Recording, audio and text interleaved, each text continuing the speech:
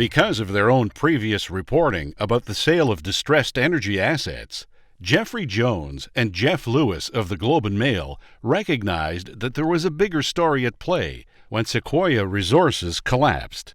Joined by Renata D'Alessio and Chen Wang, they embarked on a deep look at the flourishing trade in aging oil and gas wells, one in which companies sell assets burdened with hefty cleanup costs to smaller players that have little ability to pay the environmental bill. Their work uncovered a damaging practice that regulators have failed to curb, and a story with immense financial and environmental repercussions for Western Canada and the energy sector.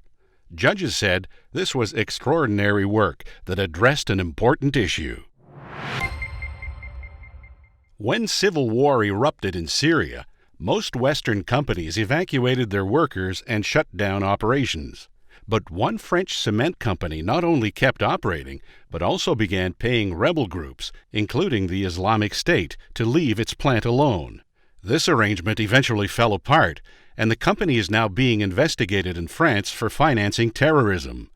The Globe and Mail's Paul Waldy was first to report that investigators had also zeroed in on Quebec billionaire Paul Desmarais Jr., a longtime director and shareholder of the cement firm. Waldy's story rattled boardrooms and raised tough questions about the responsibilities of directors and the conduct of companies in troubled regions. Judges called the story compelling and authoritative.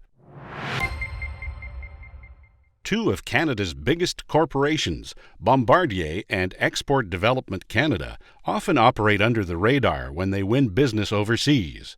In a lengthy investigation, the Globe and Mail's Jeffrey York dug into two business deals by Bombardier and EDC in South Africa and found evidence of questionable conduct and connections to allegedly corrupt individuals. This sparked a debate about the lending practices of the federal government's powerful export agency.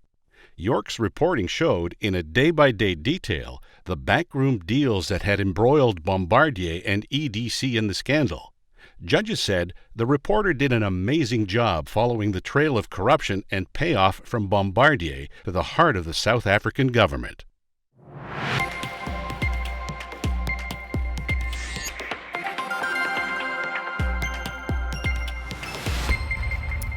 The award for business goes to Jeff Lewis, Jeffrey Jones, Renata D'Alessio, and Chen Wang.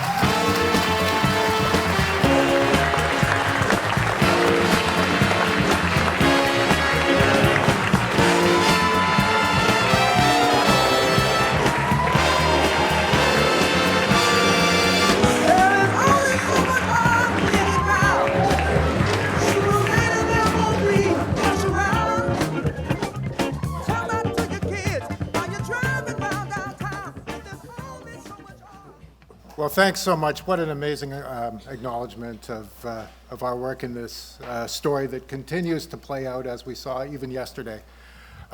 This is the result of an amazing group of people. From Jeff Lewis, who was obsessive about this story from the very start, when it began about 2 years ago, when we began to investigate a whole new breed of buyer in the oil patch from China. From Renata, who really pulled the whole team together, and Chen, who was the number whisperer in this story that really put together. I mean, many of us got into this business because we were really terrible at math, and Chen got into it because she's fantastic at it. So thanks very much. And then finally, I want to acknowledge all of the people who helped us with the graphics, with the presentation of this. It was a very large team, and all of the editors at the Globe and Mail, including Derek DeClote, who were behind this project from the very start. So thank you very, very much.